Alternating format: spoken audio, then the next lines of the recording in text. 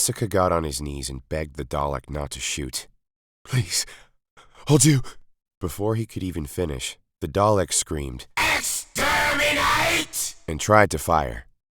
It proved to be a mistake, however, as the ship's security system paralyzed the Dalek and the ray it had fired in midair. The Dalek hadn't even thought about the security system. In its arrogance, it didn't think that the Heglozians had any weapons that could threaten it. The ship, however, represented the absolute pinnacle of the Heglozians' technology. The Dalek tried to break free from the field, but it was no use, and whilst it was helpless, Asuka pulled the gun from the Dalek's socket and shot it dead. The former king then made his way to the control room, where he fired several rays at the Daleks in the cave, destroying them all and saving the Doctor, Dana, Zoella, and the others. "You're quite safe now," he said confidently through the speaker. "Doctor, Dana, Zoella and her boy, you can all come into the ship. The rest of you can stay here with your new allies." All of the rebels except the leader started to beg the king to take them with him. "How pathetic! You all spent so long trying to kill me. Now you expect me to show mercy? You fools helped to doom our world," Asuka said with disgust. "He's right," the leader of the rebels said, much to the other's shock. "Not about us dooming Heglozia. He did that. He's right that you shouldn't beg this monster for any clemency. This is a man who sent thousands of men, women, and children to their deaths for just trying to survive, who is going to abandon his own people like a coward. We'll find a way to survive this without him." "You won't," the doctor said bluntly. "None of you will, if you don't stick together. I have a plan, but you're going to all have to help me. I'm not saying it will work, but it's our best bet," the Time Lord continued. "You don't know anything about us," the leader said to the doctor.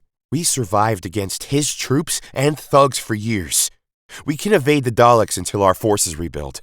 "You won't," the doctor replied. "I know the Daleks. Unless they see some value in you as a slave labor force, they'll make sure nothing, even the smallest microbe, survives on a planet they've invaded. Clearly they don't think there's any value in the Heglozians. If they did, we would have seen them gather more of you up into groups of slave labor, or as test subjects." Dana winced at the last part, having remembered some of the gruesome sights she'd seen in a Dalek lab on a previous adventure with the doctor. "They've just slaughtered every member of your kind they've seen. The Daleks will unleash a weapon very soon that will ignite the atmosphere of this planet. The air itself will burn. I've seen planets the Daleks used this weapon on. Afterwards, they're nothing but barren rocks with poison air. If you took one breath, even thousands of years later, your insides would still cook. So many of these worlds were once teeming with life just like this one, but you'd have never known." "You're lying," the leader said. "No one would destroy for no reason. Also, why wouldn't they unleash this weapon already?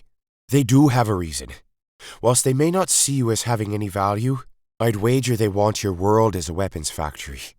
By poisoning the air, they'll make sure that no one can infiltrate it. The only reason they haven't let the weapon loose already is because they enjoy crushing other races. It's all a Dalek lives for. In between battles, they don't feel anything. Slaughtering others is the only time they feel alive." Zoella's son hugged her in fear at the doctor's words. Zoella didn't even try to lie to the boy that everything would be okay. "Once they've had their fun killing you in droves down here, they'll retreat to their mothership to fire their weapon. As soon as we see the monsters leave, then it's all over. Now do you see who your real enemy is?" the doctor said. There was a pause for a minute whilst all the rebels looked at their enemies, before their leader said, "What can we do?" Use this ship to pick up as many civilians as we can and get as far away from here as soon as possible, Asuka said through the communicator. Your ship wouldn't make it to the atmosphere. Even if it did, every inch of this galaxy is crawling with Dalek warships that can outshoot and outrun you, the doctor said. We have one chance, the doctor continued. If we can fly your ship into the Daleks' mothership, we might be able to destroy it. There will still be Dalek warships all over the galaxy, but bringing down their mothership will destroy their weapon and might make the monsters think about their next attack. It could give us the time we need to get the last survivors out of here in my TARDIS, the doctor said. Your what? The leader asked. It's a ship that can travel through time and space. I don't have time to try and convince you. Trust me, it's real, and it's your only chance to escape the Daleks, the doctor explained. How are we supposed to fly this vessel into the Dalek mothership? We'd be shot down before we had a chance, the leader said. Maybe not. The mothership is the only Dalek vessel on this planet. It'll be hovering in the sky. The monsters love to show any survivors after their invasion the weapon that will destroy their world going off. The rest of the Dalek forces here are just soldiers. They think so little of you that they didn't feel the need to waste any ships except for the grand finale. We might just be able to blast our way through it, the doctor said. We have to get Misaka somewhere safe. I'm not having him in the middle of a fight with the Daleks. We don't have time, Misaka interrupted. Those creatures could burn this planet at any second. You can't put me above everyone else. The boy's right, the doctor said. Besides, the safest place is with us. In the time it takes to get to the TARDIS, the Daleks could have already set the bomb off. There's nowhere else he can hide. I promise I won't let them harm him, the doctor said more gently to Zoella. She still wasn't happy about bringing Misaka along, but the former soldier knew she had no choice. As the rebels entered the craft, the doctor tried to tend to Zoella's wounds. The Timelord was amazed she was still standing. Her nose, her arm, and several ribs were all broken. Her body was covered in bruises and nasty cuts, too. One eye was completely black, whilst her lips were cut and swollen, and many of her teeth had been knocked out from the rebels' torture. Still, Zoella shoved the doctor away. You don't have time, remember? She snapped. Yes, but if you keel over dead in a few moments, you won't be much use to us either. We need to get all the help we can get. I'll be fine. Trust me, I wouldn't miss the end of the Daleks for anything, Zoella said before turning to the rebels' leader. Once this is over, I'm going to kill you. She spat in his face. The leader tried to look unscared, but he was clearly quite shaken. One of the other rebels, meanwhile, laughed at Zoella's taunts, which caused her to punch him in the face, knocking out several of his teeth and sending him crashing to the floor. The rebel got up and tried to fight back, but the doctor and Dana restrained both the rebel and Zoella. You fools! Even now you can't work together, the doctor said. If you don't, you'll die. Give your report! The Dalek Supreme barked at its subordinates. The final city has fallen! The few survivors have scattered! Excellent! The final cleansing of the planet will begin! Order all Daleks to return to the mothership! According to reports from the original Dalek scout, there were sightings of a blue box on one of the scout ships. The Dalek Supreme knew exactly what that meant. Unlike all of the other Daleks here, it had actually encountered the Doctor before in a war with another race of creatures known as the Askarons. The Askarons had been a race of war-mongering conquerors in their own right. When the Daleks attacked, no other race in their galaxy was willing to help them. The Doctor, however, did eventually convince the other races to unite against the Daleks and even supplied them with weaponry. Though the Doctor's forces won in the end, the Askarons were wiped from the face of the galaxy, whilst the casualties among the other races were in the billions. Many of the planets never recovered, and due to the loss of life and resources, descended into barbarism. What had once been a proud alliance of several thriving advanced civilizations became a scattering of desperate, dying worlds. The Doctor and the Supreme Dalek regarded the war as being one of their darkest days, albeit for very different reasons. This marked the first and only time the Dalek Supreme had lost a war. When it heard that the Doctor was here, it felt, for just an instant, an emotion it was not used to. Fear. It makes no difference, the Dalek Supreme said to its subordinates. There is nothing that even the Doctor can do now. Order all Daleks to return to the mothership. Heglozia will be cleansed. In the Heglozian city named Wisteria below, which had been reduced to mostly rubble, the Daleks began to fly from the slaughter. Many of them didn't want to leave until they had exterminated all of the civilians, but the monsters dared not to disobey orders. Due to Wisteria's massive population, there were a few more survivors from the attack, though it was still only a couple of hundred out of a city of millions. The men, women, and children below crawled out of the flaming ruins, staring up at the Daleks' mothership, which deliberately came into view among the last surviving Heglozians on the planet. None of them had any idea what the Daleks were planning, but whatever it was, they all knew that there was no one and nothing that could stop them. This was the end for Heglozia. They were witnessing the death of their civilization, of their entire race. Suddenly, out of the blackness of the sky came a strange vessel, unlike anything any of the Heglozian survivors had ever seen before. "What is that?" one of the young survivors shouted. "Whoever it is, if they're smart, they'll turn around and flee," one of the older men from the back said. "We've reached the mothership, Doctor. It's just like you said. They'd be near the largest city to get a good audience," Asuka, who was in the pilot seat, said to the doctor, who along with Dana was on the lower deck, mucking around with the engine. "The Daleks are all retreating back to the ship. We don't have much time," the rebel leader said over the intercom. "Damn, we have less time than I thought. Don't do anything until I say, understand?" the doctor said. The Timelord was tinkering with the engine of the ship to use it as a weapon. The doctor hoped that if he could create an energy overload when the ship hit the Dalek vessel, the combination of the power in the Dalek engine, which he was very familiar with due to experience, and the explosion of Asuka's vessel would vaporize the Dalek ship completely, taking out their weapon and all of the Daleks who had returned to the ship. Doing so would be extremely difficult, however, as not only would they have to reach the ship, but they'd only have a few minutes to flee in the escape pods. Normally, the doctor would be happy to sacrifice himself to stop the Daleks, as would Dana. Here, however, there would be no point if the doctor died. He was the only one who could use the TARDIS to take the survivors away to safety. If he didn't, another Dalek mothership would be there within a day and burn the world. "Doctor, the Dalek mothership is moving towards us," Zoella said in a panic. "Well, it's not perfect, but it'll just have to do now," the doctor said with regret. "I hope this works, Dana. It has to." Asuka flew the ship straight at the Dalek mothership. The monsters were completely taken aback at first that the Heglozians weren't just fleeing. It is the Doctor! Only he would challenge us!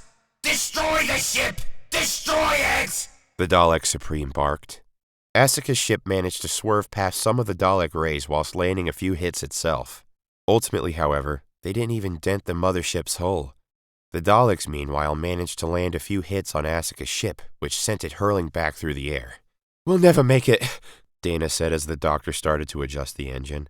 "I need to try just one thing," the doctor said in desperation. "Asuka! Asuka, come in!" "It's okay, we're still here, Doctor. Got thrown around badly, though. One more hit and the hull will be pierced." "I know. I hoped we might be able to catch them off guard by charging at them. I've deposited some of the energy from the engine into the cannons. It should give them more power, but only for 3 shots. We'll also have even less time to escape now. Finally, I also can't guarantee that we won't blow up when you fire. But it seems we don't have a choice. Good luck," the doctor said whilst adjusting the engine. The Daleks fired at the vessel again, with Asuka only barely managing to avoid the blast. This time, however, Asuka fired at the mothership's main weapon. Not only did he destroy it, but the explosion shook the entire Dalek mothership and knocked it backwards. Asuka wasted no time and got 2 more blasts in, causing massive explosions. "Careful! If it crashes, the bomb could go off," the doctor shouted. Alert! Alert! Vessel compromised! Weapon system damaged! One of the Dalek subordinates shouted. The Heglosian vessel is heading towards us! Another declared. All Dalek forces leave the mothership at once! Attack the Heglosian vessel! Destroy it! The Dalek Supreme ordered. Hordes of Daleks began to emerge from the mothership, but this time, Asuka's vessel had the advantage. It had much more firepower, and the Daleks' rays were only able to produce minor damage. Asuka's vessel was the most powerful the Heglosian race had ever built. So many resources had gone towards building it. It would have drained their world completely to build just 2. Whilst it still wouldn't stand a chance against the Dalek fleet, against this one mothership, it might just win.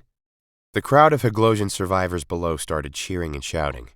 Most of them knew it was too early to claim victory, but they couldn't help but cheer at the sight of the seemingly invincible Daleks being blown out of the sky.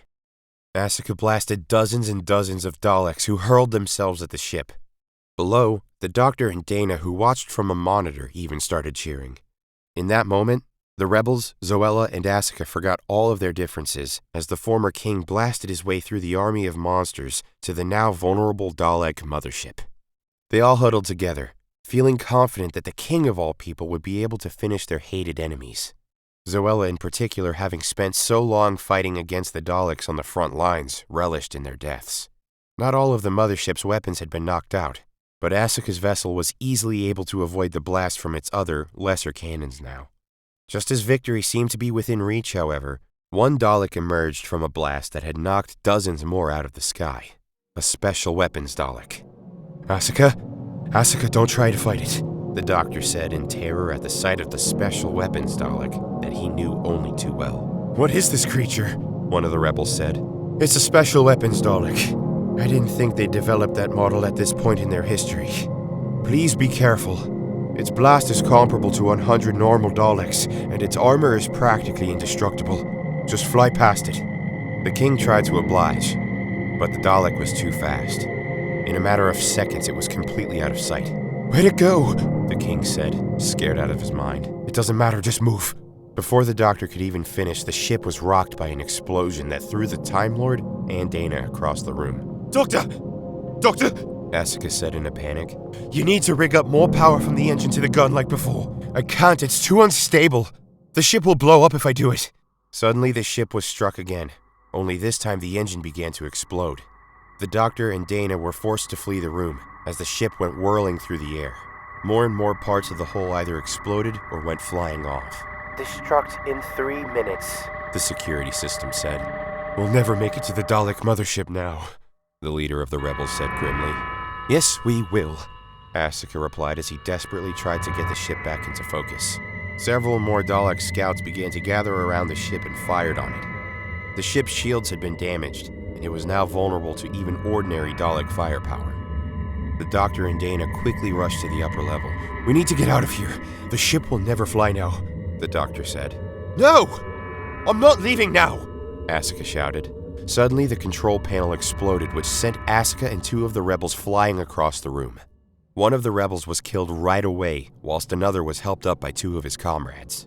Asuka was severely burned, and though the Doctor tried to help him, it was obvious there was nothing he could do for the former king. Please, he said while struggling not to choke on his own blood. Just go. I don't want to live to see my planet die. I'm sorry. I hoped in the end it would all be.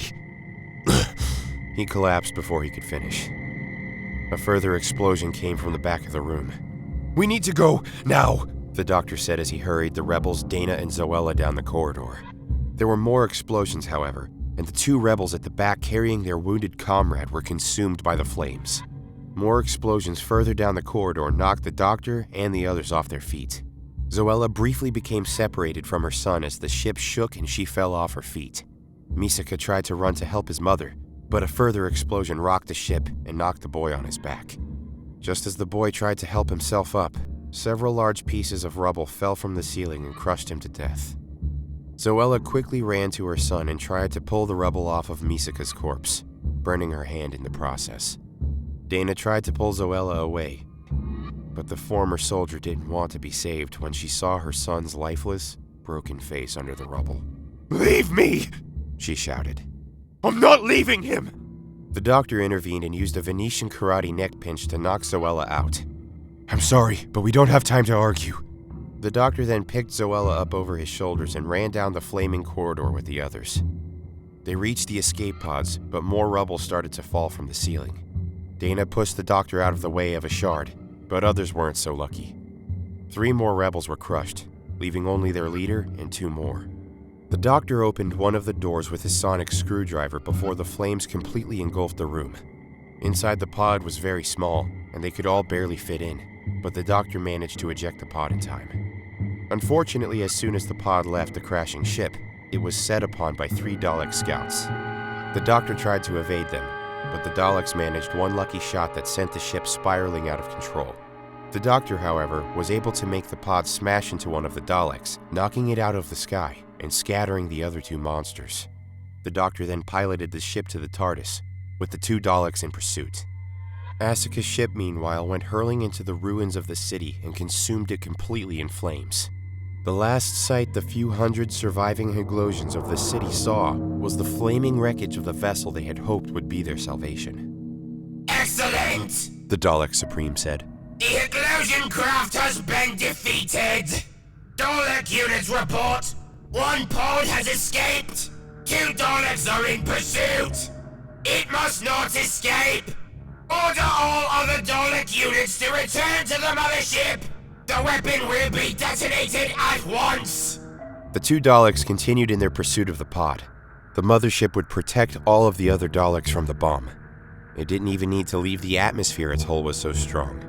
The 2 Dalek scouts, however, would not survive the blast, but they didn't care. The monsters could take no risks in letting the Doctor get away. The Doctor flew the pod as fast as he could, but the Daleks managed to get several more shots in. The pod crashed just as it came into view of the ship the TARDIS was contained in. Fortunately, it was only 20 or so feet from the ground, but the monsters soon swarmed the wreckage and started to fire at it. The Doctor opened the hatch, but the rebels' leader and his 2 subordinates foolishly ran out ahead of him only to be instantly gunned down by the Daleks. The Doctor, meanwhile, used his sonic screwdriver to destabilize the engine of the pod, which would cause it to explode. The Doctor, carrying Zoella and Dana, evaded their enemy's blast before the 2 Daleks were caught in the exploding pod. "Doctor, we failed," Dana said. "We." Suddenly, she noticed the Doctor was distracted by something in the distance. Dana looked up and saw over the horizon a wall of fire sweeping across the entire land. The Daleks had detonated their bomb. The Doctor, carrying Zoella, and Dana ran towards the TARDIS, which was still in the wreckage of the ship they had originally crashed in. The bodies of the soldiers the first Dalek had killed had simply been left there to rot. The Doctor used his sonic screwdriver to try and locate the trap the original Dalek had placed around the TARDIS door. Now in less pain, with more focus, he could disable it properly. It still took him almost a minute, which felt like hours for Dana as she stared at the flaming wall consuming everything in its path. The flaming mass came within a mere 40 or so feet of Dana just before the Doctor pulled her into the TARDIS and shut the doors.